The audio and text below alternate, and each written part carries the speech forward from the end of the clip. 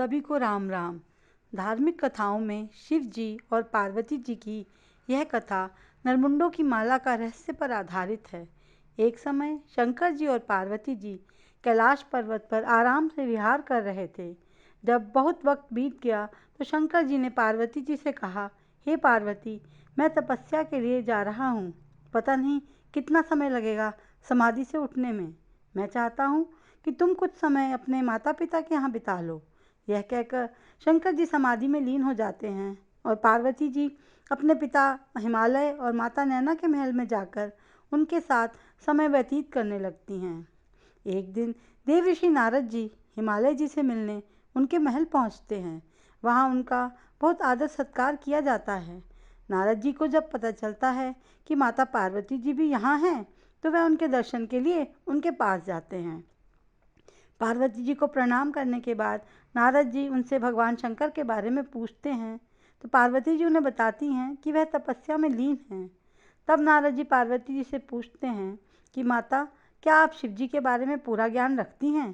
तो माता पार्वती कहती हैं कि हे नारद, ऐसी कोई भी बात नहीं है जो मुझे मेरे महादेव की ना ज्ञात हो। पर आप बताइए, आपने यह क्यों पूछा? नारद जी बोले, माता, ऐसी कोई बात नहीं है, मैंने तो यूं ही पूछ लिया। लेकिन माता पार्वती के मन में शंका उत्पन्न हो चुकी थी।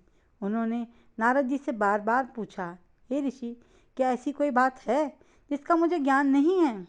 पहले तो नारद जी टाल मटोल करने लगे, फिर माता पार्वती के बार बार आग्रह करने पर कहने लगे, हे माता, क्या आपको मालूम है कि महादेव जी अपने गले में नरमुंडों की माला क्यों पहनते हैं और वह किसके मुंड है? पार्वती जी बोली, नहीं, मुझे इस बारे में कुछ भी मालूम नहीं है। एक बार मैंने महादेव जी से पूछा था तो महादेव जी ने मेरी बात को अनसुना कर दिया कि ये तुम्हारे जानने योग्य बातें नहीं हैं। नारद जी ने कहा, माता, आपको इस बारे में अवश्य पूछना चाहिए। कोई तो वजह है जो उन्होंने आपको इसके बारे में नहीं बताया। और क्या राज है उन नरमुंडों का, आपको इसके बारे में अवश्य पता होना चाहिए। पार्वती जी ने कहा, अगर महादेव जी ने बताने से इनकार कर दिया? तो नारद जी बोले कि माता, इस बार आप स्त्री हट पर आ जाना और तब तक इसरार करना, तब तक महादेव जी आपको नरमुंडों की माला का रहस्य ना बता दें। वक्त बीतता है। पार्वती जी वापस कैलाश पर्वत पर आ जाती हैं और महादेव जी की समाधि टूटने का इंतजार करती हैं। काफ़ी समय बीत जाने के बाद महादेव जी समाधि से उठते हैं। पार्वती जी को वहाँ देखकर खुश होकर नृत्य करने लगते हैं।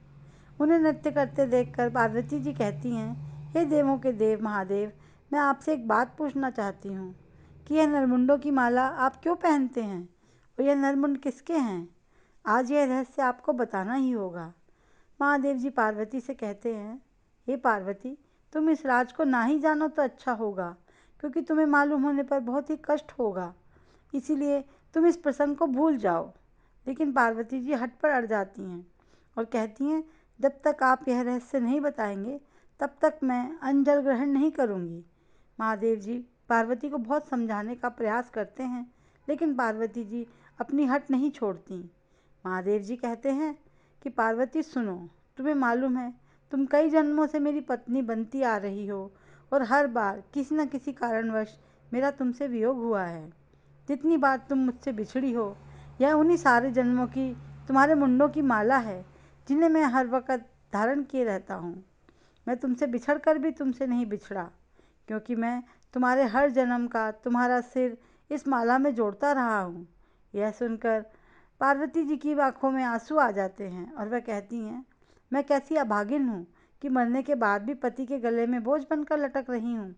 महादेव जी कहते हैं, हे पार्वती, मैंने इसी वजह से यह राज तुमसे छुपा कर रखा था कि तुमको मालूम होने पर तुम दुखी होगी, क्योंकि कुछ रहस्य ऐसे होते हैं जिनका ना जानना ही ठीक है। ये कथा आपको पसंद आई हो तो लाइक करें, शेयर कमेंट अवश्य करें, साथ ही चैनल को सब्सक्राइब करें। इस चैनल पर आने के लिए धन्यवाद। राम राम।